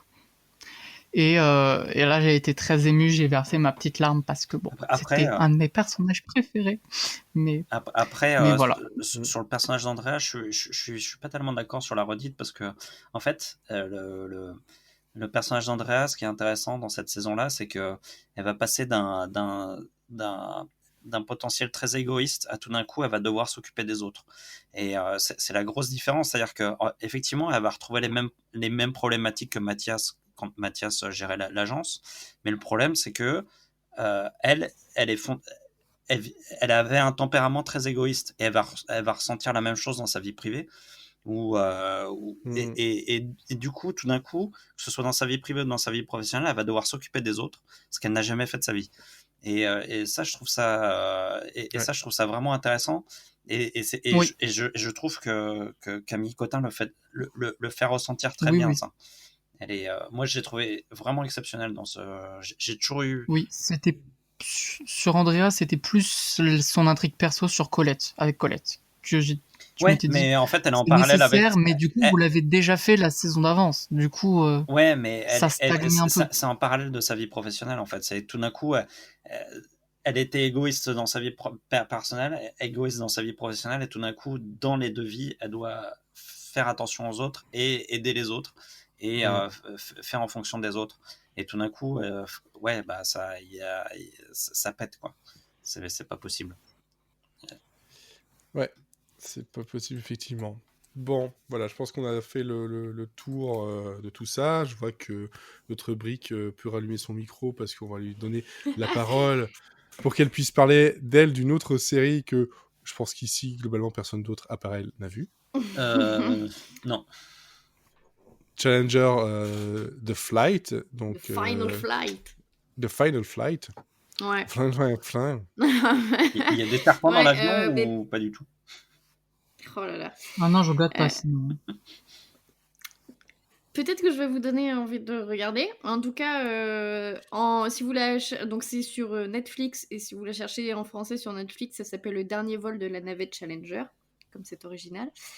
C'est une mini-série documentaire en 4 épisodes, donc ça se regarde très vite. Chaque épisode fait à peu près 50 minutes, entre 40 et 50 minutes, donc franchement, ça se regarde en une bonne soirée.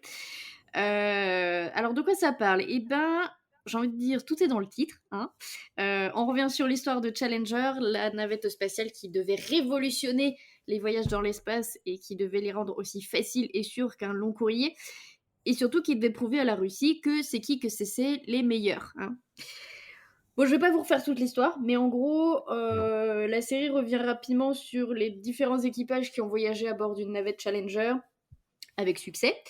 Mais surtout, du coup, s'attarder sur celle qui a explosé au décollage en 1986. Et j'ai beaucoup aimé ces 4 épisodes. Le point positif avec ce genre d'événement, c'est que tout est filmé, y compris les entraînements, parce que je rappelle que c'était surtout un gros coup marketing, donc vraiment tout est filmé tout le temps, donc ça fait plein d'images d'archives hyper intéressantes. On a aussi beaucoup d'interviews de personnes qui ont travaillé à la NASA, des gens qui ont bossé sur la conception de Challenger. On a des familles des défunts et on a des personnes qui étaient proches de ceux qui ont été dans l'espace. Notamment, en fait, on va beaucoup parler dans la série de la fameuse professeure qui avait été choisie pour représenter en gros que n'importe qui pouvait voyager dans l'espace, que c'était pas cantonné qu'aux astronautes et aux ingénieurs, etc. Donc c'était donc une incite, ils avaient pris une incite pour aller dans la dernière navette. Et sauf que du coup, il y avait comment dire, son plan B. Ils avaient choisi une autre incite si au cas où elle ne puisse pas voler, qui prenne sa place. Et elle, du coup, témoigne dans le documentaire. Et c'est hyper touchant. Et surtout, en fait, la série elle va s'intéresser à pourquoi la navette a pété, parce que c'est un peu l'idée, et surtout à la dissimulation des mauvaises décisions de la NASA qui ont conduit au drame. Donc les qualités, c'est qu'on a de très belles images d'archives qui viennent aussi bien de la NASA, mais aussi des journalistes, et ils ont aussi retrouvé des images perso, quoi, de gens qui ont assisté en tant que témoins aux différents décollages. Les témoignages sont hyper touchants. Aussi bien des familles que il y a des personnes qui témoignent qui ont travaillé à la NASA et qui ont travaillé, je sais plus le nom de l'entreprise qui se concevait une partie de Challenger et qui en fait ils se sentent en partie responsables du drame et vraiment c'est comme s'ils faisaient leur confession et c'est hyper touchant à regarder. Même si on n'est pas intéressé forcément par la thématique, c'est quand même hyper intéressant parce que ça parle à la fois des enjeux technologiques de l'époque, mais aussi des enjeux politiques, des enjeux personnels. Donc ça traite tout un tas de thématiques historiques de l'époque. Et le côté technique, c'est hyper bien expliqué, même pour les imbéciles comme moi. Donc quand on commence à vous montrer des schémas de pourquoi ça a pété, ben en fait...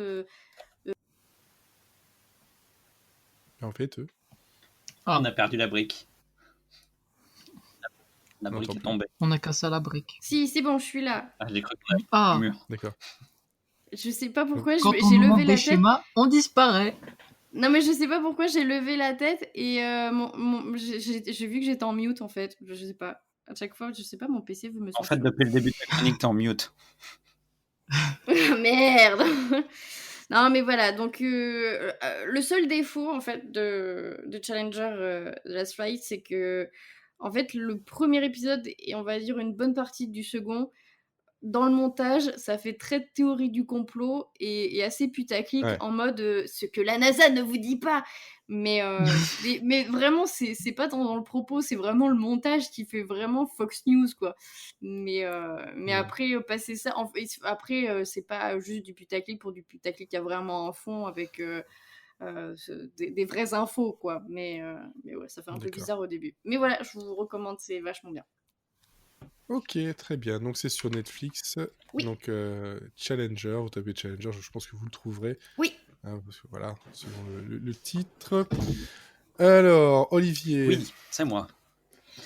Donc, donc tu as regardé autre Ouais. chose à part 10%. oui, du coup, je suis allé voir un peu parce que il y a arte.tv, donc la plateforme de streaming d'Arte. Donc c'est pas la chaîne en elle-même, c'est vraiment sa plateforme de streaming qui a acquis un certain nombre de séries anglaises et du coup, je suis allé.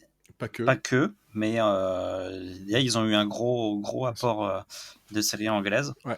Et je suis allé voir, du coup, j'ai pu enfin voir The Virtues, qui est une série qui a gagné le Grand Prix de la meilleure série au Festival Sérimania il y a 2 ans, je crois. Je suis paumé dans le temps là, donc c'est enfin pas l'année dernière parce que ça a été annulé, mais l'année d'avant. Alors, The Virtues, qu'est-ce que c'est et de quoi ça parle? Eh ben, c'est une série en fait qui a été faite pour Channel 4, créée par Shane Meadows et Jack Thorne. Donc en fait, c'est tout simplement le duo à qui l'on doit les séries et le film This Is England, qui était vraiment un film et une série choc sur le monde des skinheads dans l'Angleterre des années 80. Et donc là, ils remettent le couvert tous les deux. Jack Thorne, entre-temps, a fait pas mal de séries et de films, notamment Enola Holmes, je crois, sur Netflix il n'y a pas longtemps. Ouais. Qui est disponible. Ouais. Et donc, on retrouve le duo. Et cette fois-ci, en fait, dans The Virtues, on revient au présent. On n'est plus dans les années 80 comme dans This Is England. Et on fait la connaissance de Joe, qui est un homme à fleur de peau, dont l'ex-femme va partir en Australie, en emmenant avec elle leur fils, qui est en fait la seule raison de vivre de Joe, qui a une vie un peu pourrie. Donc il est totalement anéanti, et du coup il va aller chercher du réconfort dans l'alcool, chose qu'il n'avait pas fait depuis très longtemps, et il avait réussi à ne plus être alcoolique depuis des années. Et en fait, après une nuit de débauche, il décide de quitter Sheffield, là où il habite, pour l'Irlande, sa terre natale, et où habite sa sœur, qu'il n'a pas vue depuis 30 ans, et avec laquelle il est séparé depuis la mort de leurs parents, en fait. Donc son retour dans son village d'enfance va lui permettre de retrouver un foyer accueillant, le foyer de sa sœur, mais aussi de faire ressurgir des souvenirs et des traumatismes enfouis et oubliés qu'il a vécu pendant le moment où il a vécu dans un foyer pour enfants. Et en fait, son destin va croiser celui de Dina. C'est une jeune fille de 25 ans qui est la sœur de son beau-frère, donc il faut suivre, mais en fait c'est simple, qui va essayer elle aussi de se délester de son lourd passé familial. Donc voilà, clairement, on n'est pas dans la comédie, on est dans un là on est dans le drame pur, mais en fait c'est un drame qui évite toutes les lourdeurs du genre, en étant vraiment toujours au plus près de ses personnages et en leur évitant surtout des réactions clichés et des conflits inutiles. Par exemple, au niveau de l'histoire du départ du fils, on aurait pu imaginer que Joe en fait se batte en face des caisses pour essayer de récupérer son fils, pour essayer de l'empêcher de partir et tout, mais en fait c'est pas du tout le cas. C'est tout l'enjeu du premier épisode, c'est justement le départ du fils, et au contraire on voit qu'il a pas envie d'envenimer les choses, malgré sa douleur, qu'il va laisser son ex en aller même si ça lui fait mal au cœur. Mais en fait le truc c'est qu'il n'y a pas de conflit, mais l'émotion elle se trouve ailleurs en fait, et elle est décuplée parce qu'en fait on comprend que pour lui c'est un vrai sacrifice, et que malgré tout c'est un sacrifice qu'il accepte, et ça c'est vraiment très beau, et ça se joue par des petits détails, et ça donne notamment un dernier dîner entre les deux qui est absolument bouleversant. En fait, en voyant le format de cette mini-série, donc c'est 4 épisodes de 45 minutes, le dernier est un peu plus long. Ouais. J'avais peur que ce soit un long film découpé en morceaux, et en fait pas du tout. La construction de la série elle est assez admirable, avec un enjeu propre en fait à chaque partie de cette mini-série. Donc par exemple, ce que je disais tout à l'heure, c'est que le départ du fils, c'est vraiment que le seul but du premier épisode, il n'y a rien d'autre. C'est vraiment ce dernier dîner et ce qui va suivre immédiatement. Et du coup, Meadows et Thorne, ils laissent le temps aux choses de se créer. Et, et en fait, ils ont même laissé les personnages improviser à l'intérieur des scènes. C'est-à-dire qu'ils les ont laissés jouer, ils ont tourné, et ça a donné des choses qui n'étaient pas forcément inscrites au scénario, mais qui ont largement donné de la matière pour le montage ensuite. Et en fait, ce qui est intéressant, c'est qu'en laissant les scènes dans leur longueur, ils laissent place à la vie aussi.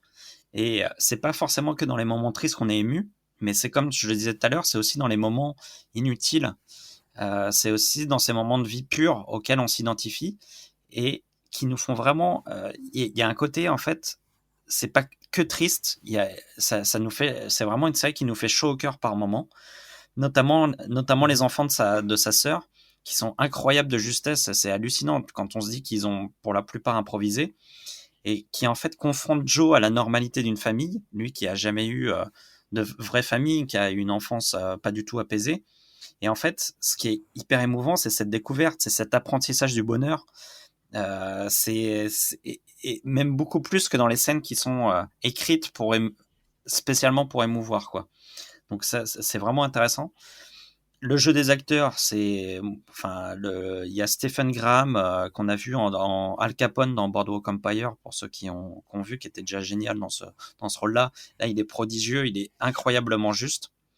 Il distille toute sa gentillesse en fait dans sa voix, malgré c'est un mec qui a de la carrure, qui a une tête d'homme cabossé et tout, mais dans son regard il y a un truc de gentillesse qui fait que c'est un gros nounours en fait qu'on a envie de serrer très fort dans nos bras et on a envie de l'aider à faire les bons choix, parce qu'il passe son temps à faire que les mauvais choix, quoi, le pauvre. Et du coup il y a son pendant féminin, Dina, qui est interprétée par Naya Malgar. Je sais pas si ça se prononce comme ça, parce que c'est un nom gaélique, donc ça se trouve c'est pas du tout comme ça que ça se prononce. Elle m'a beaucoup touché, et je l'ai trouvée très désarmante de sincérité, quoi. C'est vraiment une actrice que je connaissais pas et qui m'a fait qui m'a donné beaucoup d'émotions. Et j'ai également aimé beaucoup la prestation de Hélène Bien, qui joue la sœur de Joe, et qui est poignante parce qu'elle est toujours solidaire, elle a toujours un côté humain, pas du tout dans le conflit avec lui, et au contraire, elle est toujours dans le soutien. Et c'est vraiment des personnages qu'on n'a pas vraiment l'habitude en fait de voir, parce que les scénaristes ils se nourrissent toujours de conflits, et là pas du tout en fait. On est toujours dans l'entraide et dans le soutien permanent, et c'est vraiment, enfin, je trouve ça hyper émouvant. Donc voilà, j'ai vraiment beaucoup aimé The Virtues. Je trouve que malgré les obstacles qu'elle met sur leur chemin, ces personnages, ils font, comme je le disais, ils font chaud au cœur d'entraide, d'humanité, de résilience. C'est jamais manichéen. C'est hyper intelligemment construit, justement en 4 parties très distinctes. Je trouve ça hyper bien interprété, toujours juste. C'est superbement bien réalisé. C'est beaucoup de gros plans, mais toujours très beau, toujours très donc plus près des personnages.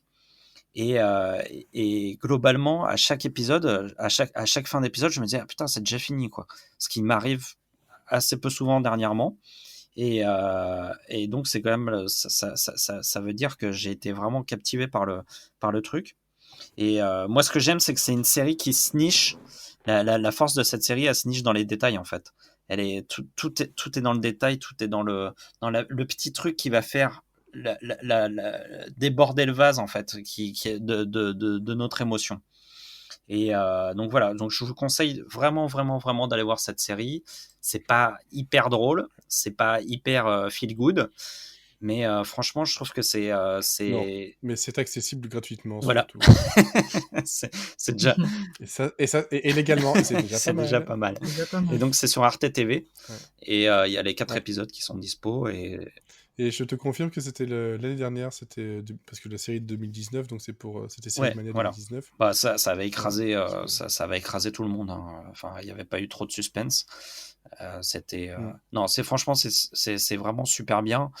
Ça se regarde très très rapidement, et je défie quiconque de pas finir en larmes, de même toute la série, en fait. On passe notre temps en larmes, en fait. C'est, C'est ça vachement permet bien. de purifier son intérieur. Mais on aime pleurer, c'est trop bien de pleurer. Mais oui. Alors, Through Seeker, Oui, je vais Seekers, aller très très vite, promis. parce que c'est une série qui arrive sur Amazon Prime Voilà, le c'est pour ça que j'en parle. 30, donc on est le 26, donc c'est ce vendredi. Voilà, c'est pour ça que je vous en parle. Parce que il y a eu le festival Cannes Série récemment, donc il y avait des trucs pas très bien, mais il y avait aussi plein de trucs très très très très bien. Notamment 2 séries où j'ai eu des énormes coups de cœur, qui sont Men in Room 301, qui est une série finlandaise, mais allez trouver la suite d'une série finlandaise sur les internets. Ça, pas facile. Et Losing Alice, qui est une série israélienne. Mais elle, c'est ma préférée de ce que j'ai vu. Mais elle arrivera bientôt sur Apple TV. Donc promis, quand elle sortira sur Apple TV, je la regarderai et je vous en reparlerai. Donc restez connectés. Et en attendant, je vais vous parler très rapidement de Truth Seekers, qui est une série de Simon Pegg et qui arrive, comme Monsieur Série l'a dit, vendredi. Donc c'est une série de science-fiction horrifique et une comédie, rien que ça. Et ça raconte quoi? Ça raconte l'histoire d'un mec qui travaille pour le câble et qui se fait un peu chier dans tout son taf. Et donc il est dans son petit camion dans la campagne anglaise et il passe de vieux en vieux pour rebrancher des télés qui ne marchent plus parce que les petits vieux se sentaient seuls. Du coup, ils se sont dit tiens, je vais débrancher la télé, on va faire croire qu'elle est cassée. Comme ça, le mec du câble, il viendra prendre le thé. Écoutez, chacun s'occupe comme il peut.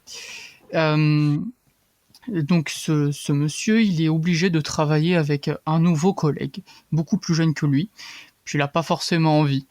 Et ils vont dans une maison un peu bizarre, d'une petite vieille, et puis il y a des phénomènes paranormaux qui se passent. Voilà, je ne vous en dis pas plus, mais en gros, c'est une histoire de complot et de fantômes. Et donc c'est pas très original, mais ça fait toujours du bien. C'est du Ouais, Simon voilà, c'est Pegg ça. C'est, et Nick Frost à 100 000 on sait, 100%, quoi. on sait Voilà. qui sait faire. Et, Mais voilà. Ouais. Et donc j'avais un petit peu peur parce que je me suis dit Simon Pegg en série sur Amazon, est-ce que ça va marcher ou pas? Oui, ça marche.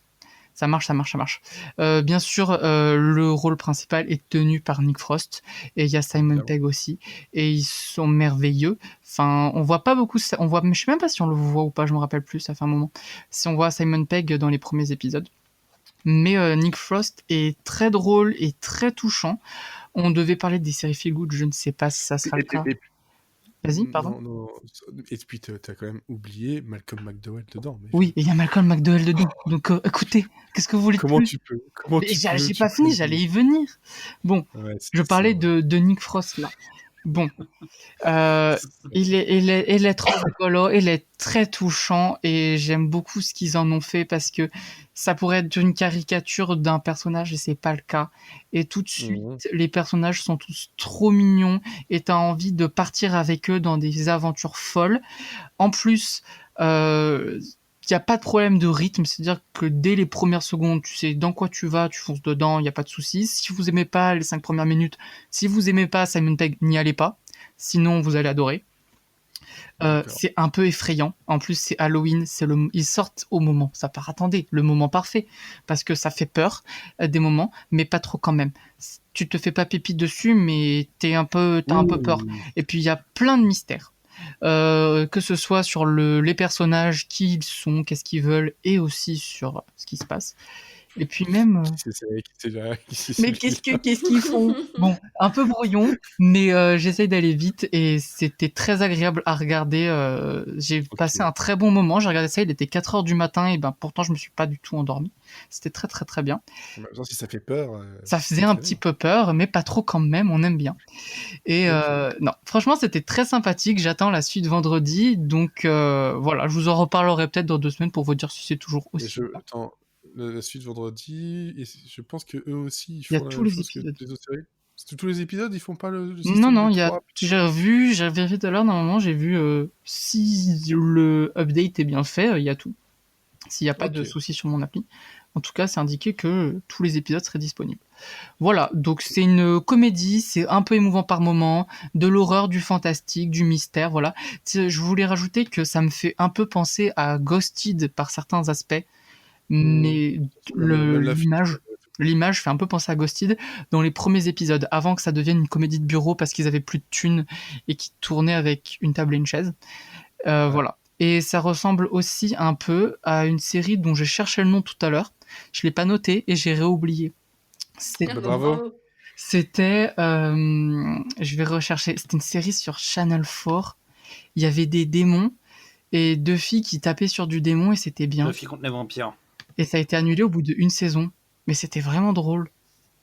J'ai oublié ce que c'était. Ah, oui. Ah merde. Je ne retrouverai pas tout de suite, comme ça, on va pas passer son temps. Mais oui. Si tu meubles, je peux retrouver en même temps. Mais Ouais, je vois l'affiche, en plus de ça, très, très pop. Et ben voilà. Et ben, ça rejoint un peu ça dans l'humour. Et donc, c'est très sympa à regarder. Je vais essayer de vous retrouver le titre. Ça sera mon mot de la fin. Voilà. Ouais. Voilà. Je vais essayer de le retrouver premier. Crazy Head. Voilà, c'est Crazy Head. J'avais l'affiche en tête et Moi voilà. aussi. Puis, bon, Crazy Head, c'était. Ok, si c'est dans le même genre, ça peut être aussi très sympathique. Bon. Je pense que là, on a fait le tour. On a quand même pas mal parlé sur 10%, qui a à peu près fait 10% du podcast. Un peu plus. Peut-être un peu plus, j'en sais rien. Voilà, juste, je rajouterais que entre-temps, ben moi, La Flamme, j'ai fini par voir des épisodes. C'est d'ailleurs les derniers épisodes, c'est ce soir pendant qu'on enregistre. J'ai adoré ce que j'ai vu jusque-là. J'espère que la fin va me plaire énormément. Ça m'a donné surtout envie de revoir Burning Love, ce qui est quand même très compliqué à l'heure actuelle pour trouver ça, même illégalement, sachez-le. On a cherché, oui, on voilà. a trouvé, mais on a eu du mal. Et comme je sais qu'en janvier, début janvier, arrive la saison 3 de Cobra Kai, dont j'avais parlé dans le podcast au moment où c'était sur YouTube, j'en ai parlé sur mon blog aussi, je me refais un rewatch histoire de me remettre un peu tout ça en tête. Je prends un pied monstre parce que l'idée de base est géniale. Pour ceux qui connaissent Karate Kid, je sais pas si ici il y a d'autres qui regardent Cobra Kai. Non. Qui Non, l'ont pas vu. du tout, non, c'est pas du tout. Non.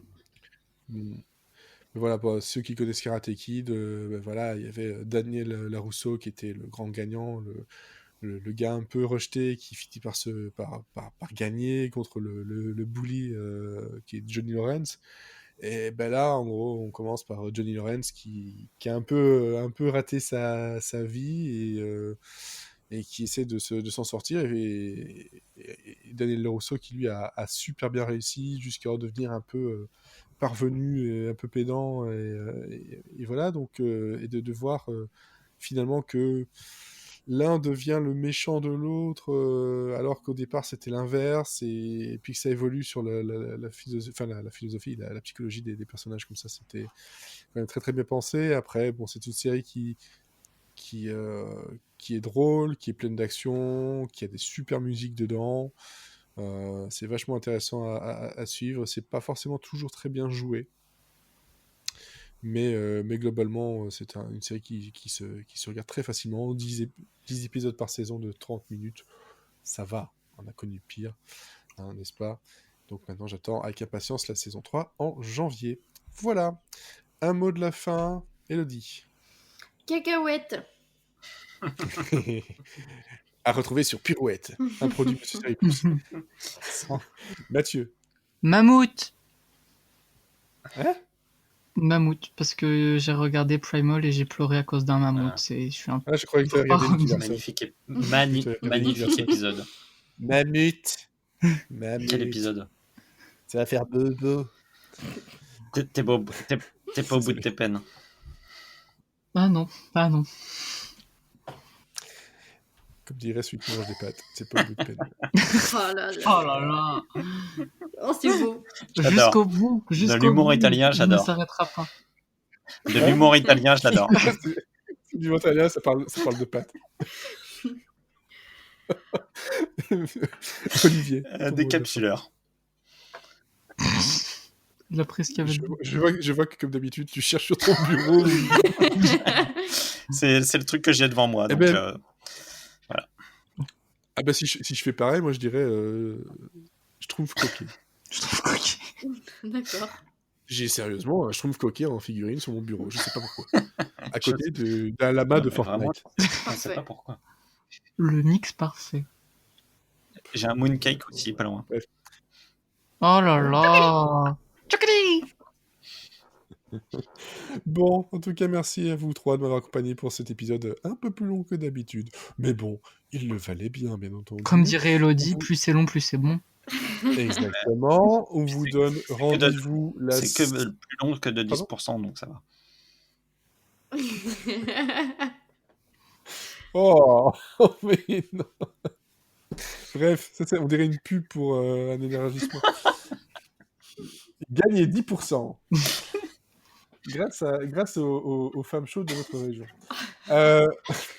Mais on mange tous les spams, c'est n'importe quoi. Bref, tout ça pour vous dire que la semaine prochaine, c'est le retour du rewatch avec, cette fois-ci, Urgence. Tin, tin, tin.